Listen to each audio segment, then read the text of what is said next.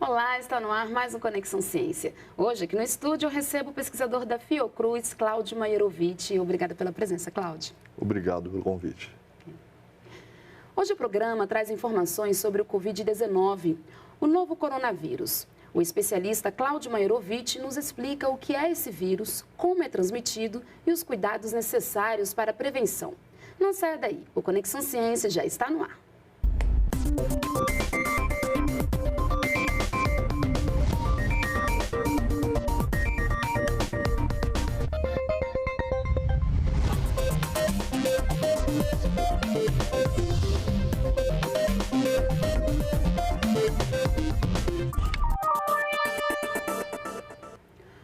O coronavírus é uma doença respiratória que foi identificada pela primeira vez na China. Os casos de Covid-19 estão se espalhando cada vez mais rápido pelo mundo e, segundo especialistas, deve continuar a crescer. A Organização Mundial de Saúde, a OMS, declarou o surto da doença constitui uma emergência de saúde pública de importância internacional. Cláudio, então, com mais detalhes, o que seria, o que é o Covid-19? Bom, os coronavírus, eles são conhecidos há muito tempo, desde a década de 60. Em geral, circulam, tem vários tipos, que causam doenças leves, resfriados, doenças semelhantes a gripes.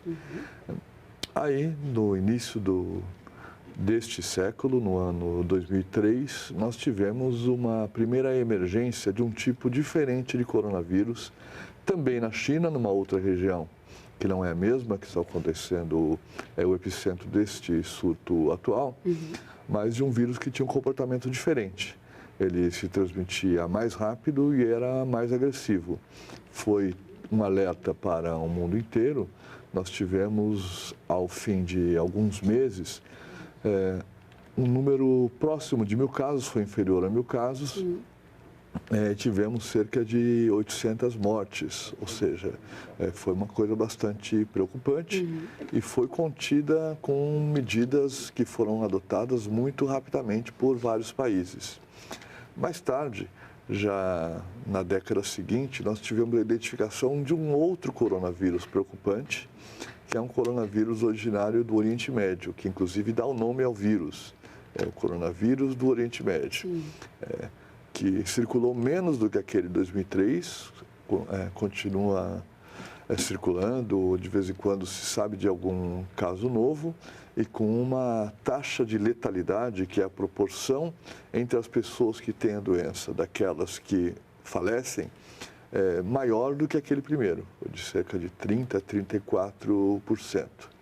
E agora tivemos a identificação de um novo coronavírus que causou rapidamente uma grande epidemia em uma região da China e está se espalhando pelo mundo, com um comportamento que não é tão agressivo quanto aqueles dois anteriores que eu mencionei, mas com uma capacidade de se alastrar muito mais rápida, muito parecida com a das gripes que circulam todos os anos pelo mundo.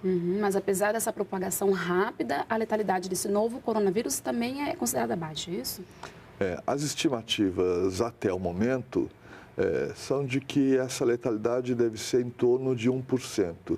Provavelmente menor do que 1%, porque para esse cálculo seria necessário conhecer todos os casos da doença, mesmo aqueles leves ou aqueles que até não apresentam sintomas.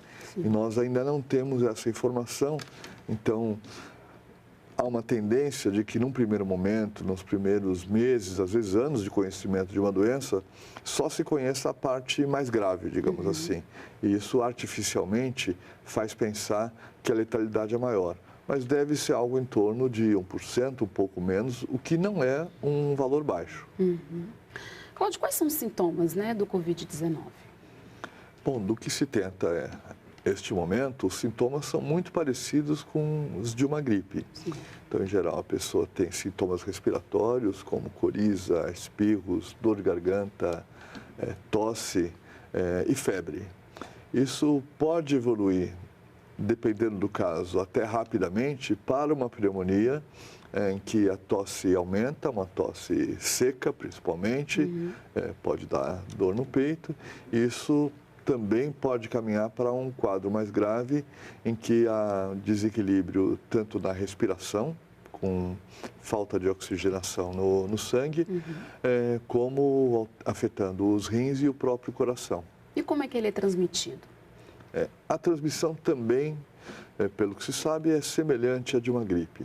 Quer dizer, quem tem o vírus o elimina pelas secreções que saem da boca e do nariz. Lágrimas é uma coisa que não se pesquisou ainda. Quando a gente fala, especialmente quando espirra ou tosse, emite gotículas muito pequenas, a maior parte delas não são nem visíveis. Essas gotículas carregam vírus, podem carregar células, inclusive, e ficam suspensas no ar por um tempo curto, inferior a meia hora, e depois se depositam em superfícies. Neste momento, as gotículas podem atingir outras pessoas, especialmente aquelas que estão até 1 metro de distância, ou podem se depositar em superfícies e objetos nas mãos das pessoas e depois contaminar as mãos de outras pessoas. E há um gesto muito frequente de todo mundo, que é levar as mãos ao rosto, à boca, ao nariz, aos olhos, muitas vezes sem perceber. E com isso, estas são as portas de entrada para o vírus. As mucosas, esse tecido que a gente tem nos olhos, no nariz e na boca, por onde é fácil o vírus entrar. Pode acontecer também que as pessoas se contaminem por esses objetos ou superfícies aonde o vírus tenha sido depositado por uma pessoa que é portadora. E quanto tempo, né, que ele dura ali, que ele sobrevive naquela superfície? Então, as estimativas são de que, na maior parte das superfícies, especialmente superfícies mais porosas, ele pode durar mais de um dia, inclusive, e continuar sendo viável. Daí a importância de que as pessoas lavem a mão com muita frequência e de que, especialmente em serviços de saúde, em lugares onde há aglomerações, onde as pessoas se reúnem, a limpeza seja mais rigorosa neste período. Então, isso, por exemplo, seria uma das formas de prevenção. Exatamente. As formas de prevenção, se nós pensarmos, são idênticas àquelas que nós já deveríamos adotar rotineiramente para nos prevenir de outras doenças respiratórias, em especial das gripes, que muitas vezes são consideradas doenças leves, mas podem ter gravidade e podem levar à morte também, especialmente as pessoas mais frágeis. Que são o caso das influenças, né? Exatamente, isso. É o chamado vírus influenza. E o Covid-19 ele pode ser transmitido pelo ar ou não? Ele pode ser transmitido na condição em que as pessoas estejam próximas. Então, essas gotículas, então não é o vírus que vai sozinho no ar. O vírus, ele é contido numa pequena gotinha líquida. E isso, numa distância de até cerca de 1 metro, com mais segurança, 2 metros, digamos assim, o vírus pode ser carregado.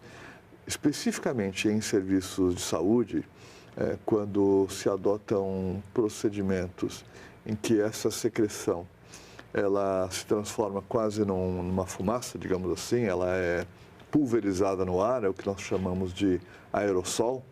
Então, pessoas que ficam em máquinas que auxiliam a respiração, ou quando se utilizam outros equipamentos para retirada de secreções, ou quando ficam com aquele tubo que ajuda na respiração ligado a uma máquina, então pode-se gerar um outro tipo de partícula que é menorzinha, mais leve e fica suspensa no ar por mais tempo, mas é uma situação específica desses ambientes do serviço de saúde. E existe algum caso de transmissão por fonte animal, Cláudio? Do que se sabe, os coronavírus têm hospedeiros animais. O que são os hospedeiros? São aqueles animais, são seres vivos, em que eles vivem habitualmente. Muitas vezes até sem causar doença grave e até por isso se mantém na natureza. Isso foi identificado nos casos anteriores, como na síndrome respiratória aguda grave de 2003, como tendo a fonte num animal silvestre da China, chamado civeta, parecido com um gato silvestre, que de alguma forma deste animal ele fez um salto para o homem e se adaptou, sendo transmitido para os homens. A do Oriente Médio também tem sido identificada em camelos. Há estudos que sugerem que o camelo não é exatamente o hospedeiro natural desse vírus, mas que passou de morcegos para camelos. No caso da SARS-CoV-2, que é este vírus, é o nome deste vírus atual, já houve identificação em morcegos, houve identificação em alguns outros animais também. Então não há certeza de qual é a fonte animal, mas certamente ele veio de algum animal silvestre, algum animal que não é do convívio doméstico. Sim, Cláudio, como você disse, os sintomas são muito parecidos com os da gripe. Como é que então é feito o diagnóstico? A única forma de diferenciar a doença causada pelo coronavírus das doenças respiratórias causadas por outros vírus é por um exame laboratorial. É importante que isso não muda nada. Quer dizer, saber qual é o vírus que causa a doença não muda a conduta, pelo menos enquanto não existe um tratamento específico. Já há pesquisas em andamento sobre a utilização de medicamentos que combatem outros vírus, combatem o vírus da AIDS, por exemplo, o HIV, para saber qual a possibilidade de que ele seja eficaz contra o novo vírus, mas por enquanto não há tratamento definido, de forma que a conduta no serviço de saúde, a conduta em relação à prevenção, a todos os cuidados, é idêntica à de qualquer outra doença respiratória, particularmente semelhante às gripes. Então, a identificação ou diagnóstico de fato só será possível em laboratório e ele não é necessário para a adoção de qualquer conduta relativa ao tratamento. Agora, hoje, diante desse crescimento, a pessoa que acha que está com o Covid-19, apresenta alguns sintomas, ela deve se encaminhar para um hospital ou ela já tem que ficar isolada e entrar em contato por telefone, para não correr o risco de espalhar a doença? Qual é a postura dessa pessoa? Então, primeiro é importante situar o momento que nós vivemos. Nós estamos numa transição de um momento em que alguns países já têm uma transmissão grande da doença e podem espalhar para outros países, e em outros países essa transmissão local ainda não foi detectada ou ainda não começou. É impossível saber com certeza. E o Brasil está nessa situação. Neste momento, ainda se considera que a maior probabilidade é de que pessoas que vêm de outros lugares, que vêm da própria China, da Coreia, do Irã, de países europeus, dos Estados Unidos, possam trazer o vírus e ele se espalhe por aqui. Caso ainda não tenha se espalhado, é questão de alguns dias para que se comece a detectar que o vírus já está circulando entre nós. Como os sintomas são idênticos ao de outras doenças respiratórias, não há como uma pessoa suspeitar que ela tem o coronavírus e não outra doença. No entanto, isso não deve ser um motivo para uma preocupação diferente. Qual é a preocupação? A maior parte das pessoas que têm essa doença tem de uma forma relativamente branda e que deve se curar espontaneamente.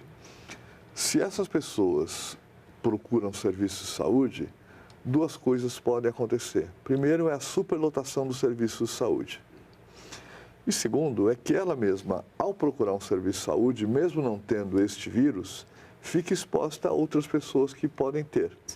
Então, na maior parte dos casos, a recomendação é que quem tem uma doença respiratória com esses sintomas, com febre em particular, que é o principal indicador de que há uma infecção presente, ele deva ficar em casa, deva se abster de frequentar o trabalho, o estudo, festas, shows, atividades sociais, religiosas, políticas, o que for, justamente para proteger as outras pessoas. Que também dentro de casa sejam adotados cuidados para que não se transmita para o restante da família. Então, a separação dos utensílios, que podem ser lavados normalmente, mas aquilo de compartilhar um garfo, um copo, uma garrafa que todo mundo eventualmente bebe no gargalo, alguma coisa assim, tem que ser eliminado. Toalhas, e manter a distância das pessoas. Então, é um momento para evitar aquilo que é tão característico dos brasileiros, que é este calor dos beijos, abraços, e a gente se toca muito. Então, esta é a preocupação principal para estes casos leves, que são a maioria. Agora, quando são pessoas que já têm alguma fragilidade própria, como uma doença pulmonar, respiratória, uma doença cardíaca um pouco mais séria, ou tomam medicamentos que suprimem a imunidade, estão em tratamento para câncer, para AIDS, para outras doenças que podem afetar a imunidade, aí sim elas devem procurar o serviço de saúde. Um outro caso é que pessoas que não têm essas fragilidades, ainda assim podem ter a doença mais grave. E aí essa gravidade vai aparecer principalmente com falta de ar, a respiração fica curta, parece que o oxigênio é insuficiente, fica rápida, fica curta, o coração se acelera. Ou tonturas que possam ser um indício de que a pessoa está com a pressão baixa, pode estar tendo alguma falha na circulação ou pode estar desidratada. Então, são sinais de alarme para que as pessoas procurem um serviço de saúde, porque a doença pode ser mais séria. Tem se observado nesta epidemia atual que há uma fragilidade distinta, maior, das pessoas com mais idade, especialmente com mais de 80 anos de idade. Sim. Dos números conhecidos até o momento, se observa que a partir de 40, 50 anos de idade, esse risco começa a crescer, sendo muito mais alto a partir de 70, 80 anos. Tá certo, Cláudio. Então, no segundo bloco, nós continuamos a nossa conversa, ok? Vamos para um rápido intervalo e voltamos já.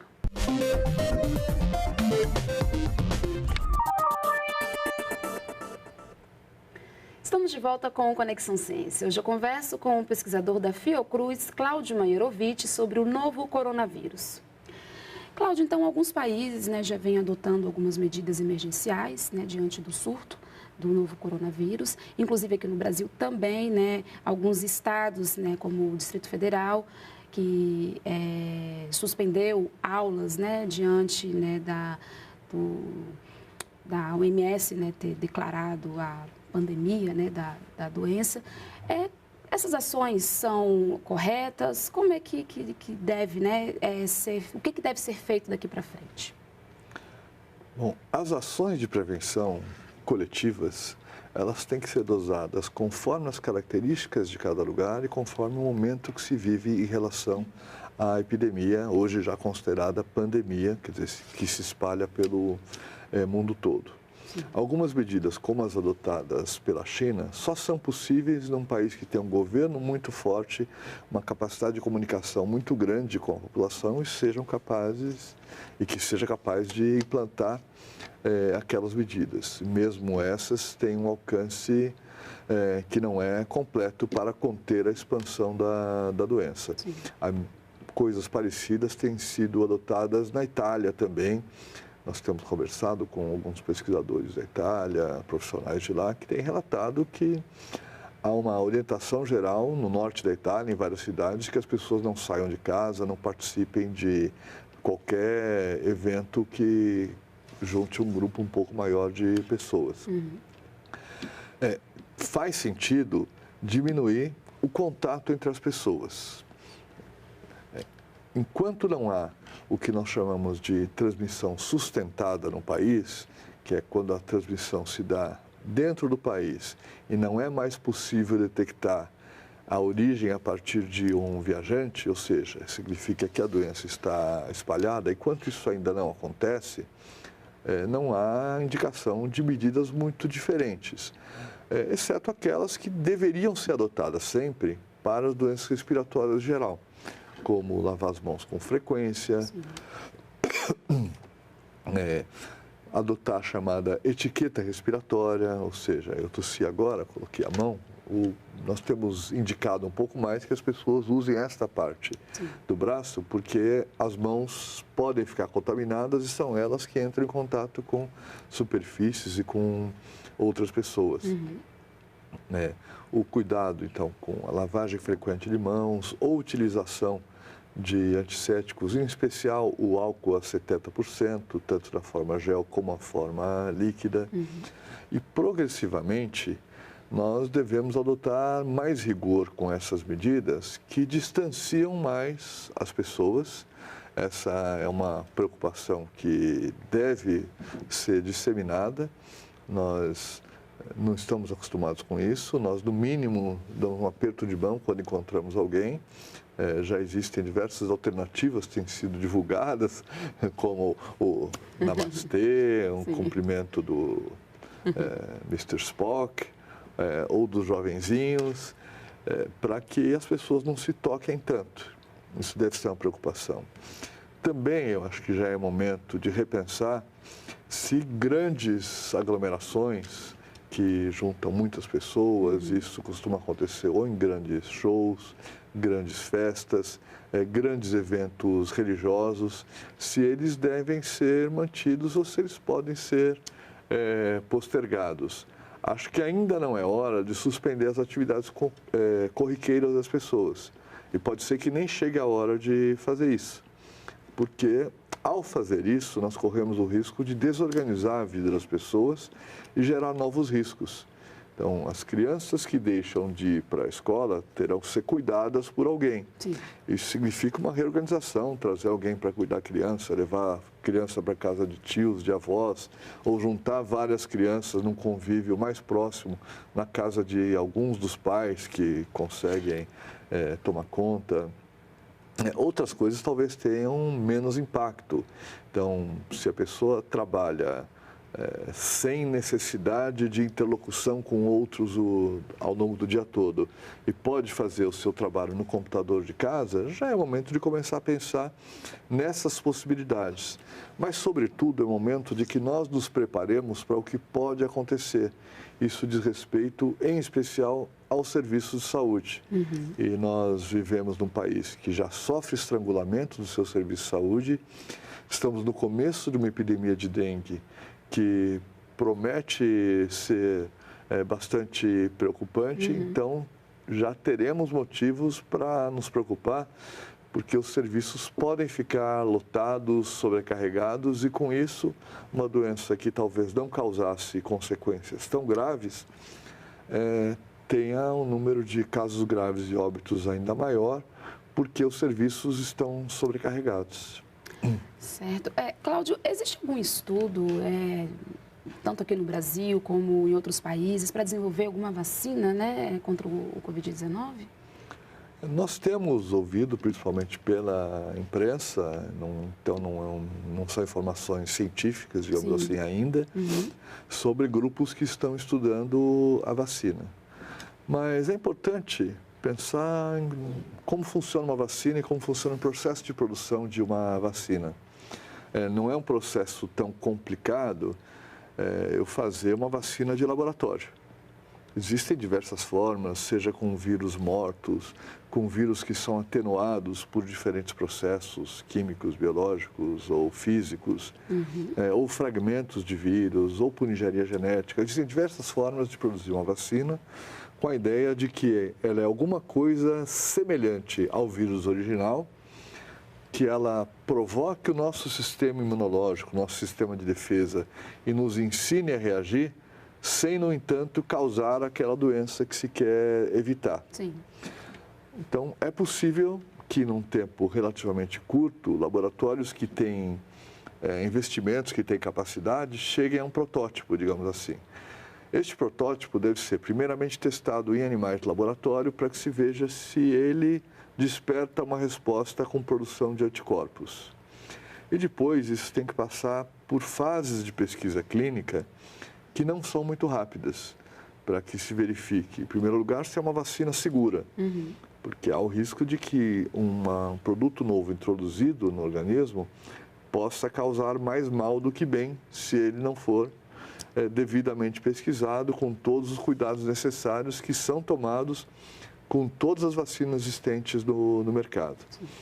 Depois ele passa por uma outra fase de estudos em que há que medir como é a resposta das pessoas na produção de anticorpos.